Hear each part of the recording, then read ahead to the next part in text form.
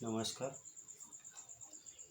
वाक्य विज्ञान के अंतर्गत वाक्य विज्ञान के जो महत्वपूर्ण तत्व जो है उसका हम अध्ययन कर रहे हैं।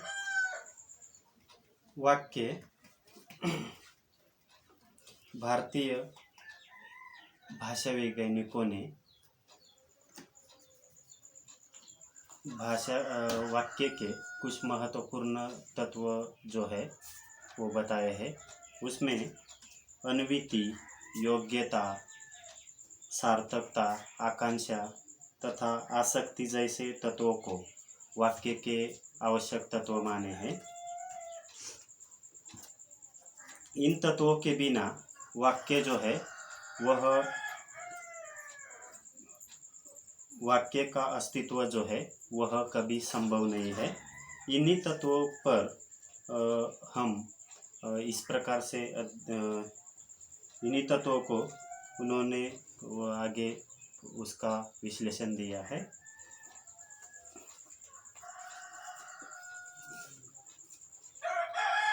प्रथम तत्व अन्विति।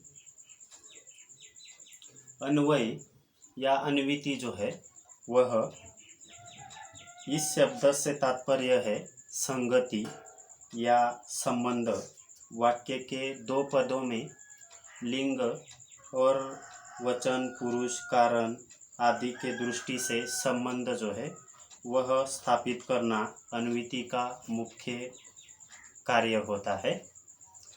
इस हिंदी तथा संस्कृत में विशेषण के रूप में अन्विति को विशेष महत्व होता है। जैसे अच्छा लड़का, अच्छी लड़की,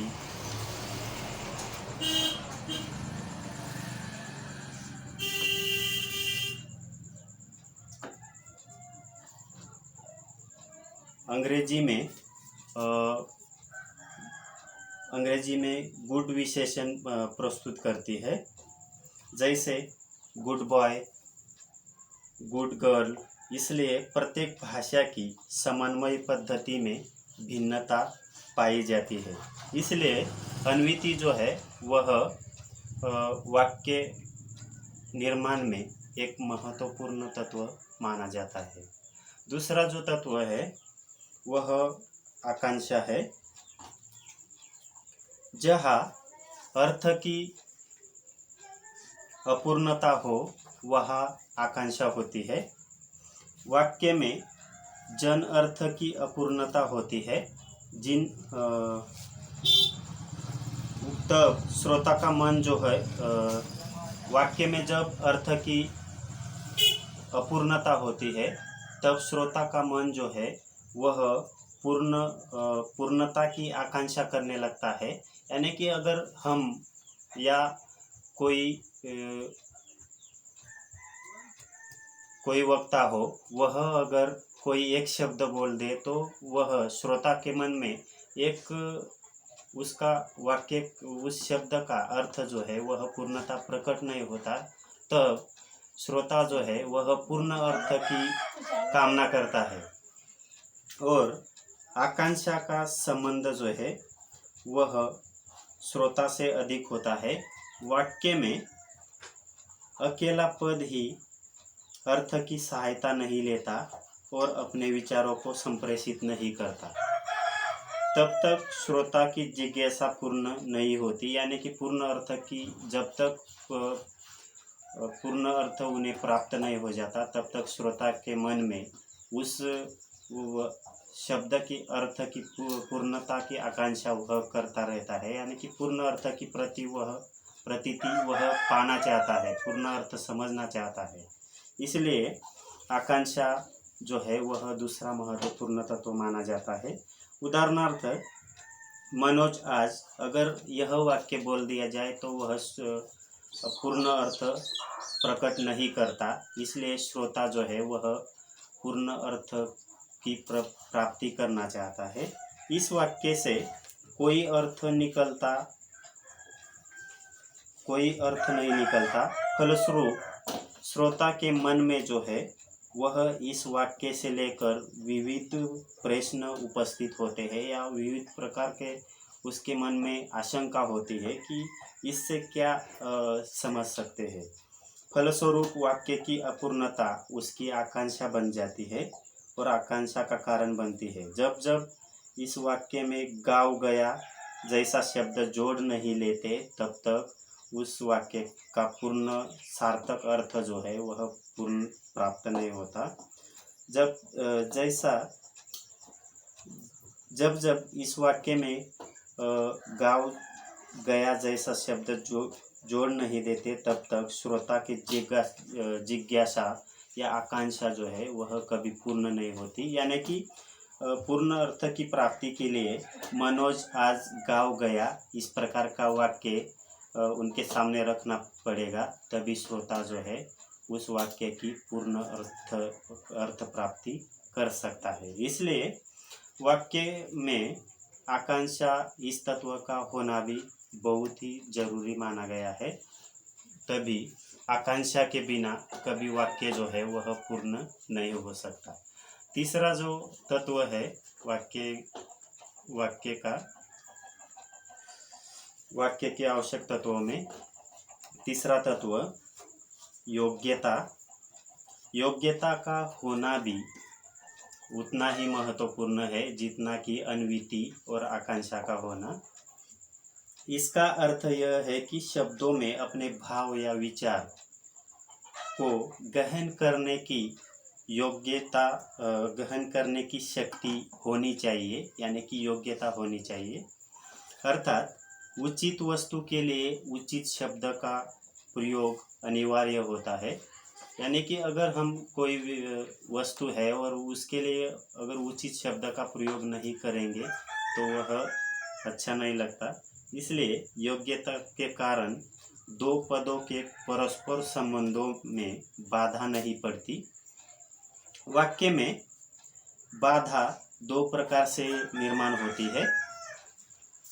एक तो अन्वय की दृष्टि से और दूसरा अर्थ की दृष्टि से। अन्वय का संबंध जो है व्याकरण से होता है, तो अर्थ का संबंध मन से होता है। अन्विति में हमने अन्वय का अर्थ जो है वह अच्छी तरह से प्राप्त किया है। उदाहरण के तौर पर कहा जा सकता है कि घोड़ा उड़ता है अथवा पानी में आग लगाओ। इन दोनों वाक्यों में व्याकरणिक दृष्टि से कोई असंगति नहीं है। यानी कि घोड़ा उड़ नहीं सकता या पानी में आग नहीं लग सकती।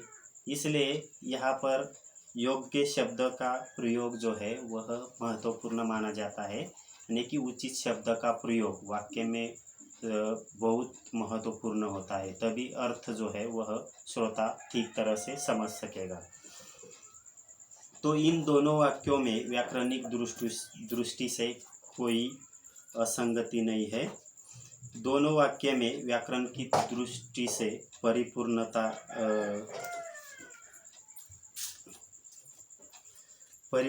है, लेकिन अर्थ की अपूर्णता के कारण यह अपूर्णता है। कारण यह है कि घोड़े का उड़ना और पानी में आग लगना जो है वह संभव नहीं है। इसलिए यहाँ पर उचित शब्द का प्रयोग महत्वपूर्ण है। इसलिए वाक्य में पदों का प्रयोग जो है वह करते समय इस बात को ध्यान में रखना चाहिए कि वाक्य में प्रयुक्त पद वह केवल स्वतंत्र रूप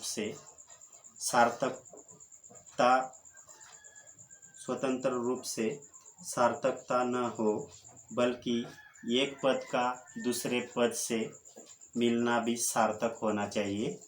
अर्थात वाक्य में योग्यता तत्व का प्रयोग जो है वह होना चाहिए, तभी वाक्य जो है वह सार्थक बन पाएगा या उचित अर्थ जो है उसका उचित अर्थ जो है वह तभी श्रोता को प्राप्त हो सकता है। इसके उपरांत चौथा वाक्य के महत्वपूर्ण तत्वों में चौथा तत्व जो है वह आसक्ति है। आसक्ति का अर्थ है निकटता, यानी कि शब्दों का पास पास होना या समीपता, इस प्रकार का आसक्ति का अर्थ है। वाक्य के शब्द देश काल के अनुसार जो है वह पास पास होनी चाहिए। यदि शब्दों का अंतर या उच्चारण स्वरूप दूर पड़ जाए तो अर्थ का बोध जो है वह कभी नहीं होता।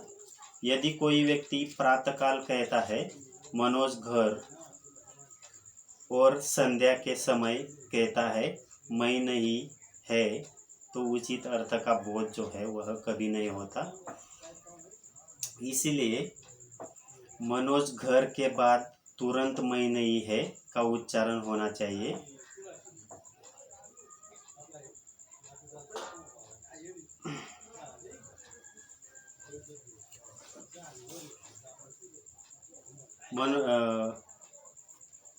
यानी कि अर्थ में दूरिया जो है होती है, उससे अर्थ जो है उसका अर्थबोध पूर्णता प्रकट नहीं होता। इसलिए मनोज घर के बाद उसमें मैं नहीं है, इस प्रकार वह पास पास वाक्य होने से ही अर्थ की प्राप्ति जो है वह हो सकती है। इसलिए मनोज घर के बाद तुरंत मैं नहीं है का उच्चारण होना चाहिए, तो ही श्रोता को पूर्ण अर्थ की प्रतीति हो सकती है या पूर्ण अर्थ की प्राप्ति हो सकती है। कभी कभी वाक्य में सभी पद जो है वह सार्थक होते हैं तथा उनका उच्चारण भी वाक्य में सभी पद तथा उनका उच्चारण भी एक विशिष्ट समय में होना बहुत जरूरी होता है। लेकिन शब्दों का क्रम बदल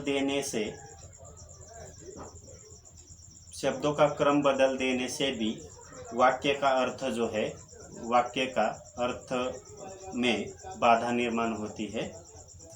यानी कि अगर मैं नहीं है या मनोज घर, इस प्रकार का शब्द क्रम रखेंगे तो उसका अर्थ जो है वह पूर्णता बदल जाएगा, उसका अर्थ प्राप्त नहीं होता है। उदाहरणार्थ, शब्दों का क्रम बदल देने से भी वाक्य का अर्थ में बाधा निर्माण होती है। उदाहरणार्थ, आनंद नीचे छाया में बैठता है। इस वाक्य के सारे शब्द सार्थक है, परंतु क्रम न होने के कारण अर्थ प्राप्ति में यह बाधा निर्माण करता है या बाधा निर्माण हो रही है। तथा इस वाक्य का अर्थबोध के लिए उपयुक्त 4 ही वाक्य निहित होना जरूरी है। इनके बिना सार्थक शब्द होने पर भी वक्ता की अभिव्यक्ति का बोध जो है वह कभी नहीं हो सकता। इसलिए आसक्ति का होना भी बहुत जरूरी है। आसक्ति यानी कि निकटता या समीपता, यानी शब्दों का पास पास होना बहुत जरूरी होता है। इस प्रकार वाक्य के जो महत्वपूर्ण तत्व जो है वह वाक्य विज्ञान में यह 4 तत्व महत्वपूर्ण माने जाते हैं। अन्विति, आकांक्षा, योग्यता और आसक्ति, यह 4 तत्व जो है वह वाक्य के महत्वपूर्ण तत्व माने जाते हैं। इसके बिना वाक्य जो है वह कभी सार्थक नहीं हो सकता। इसलिए विद्वानों ने वाक्य विज्ञान के अंतर्गत 4 तत्वों को महत्वपूर्ण माना है।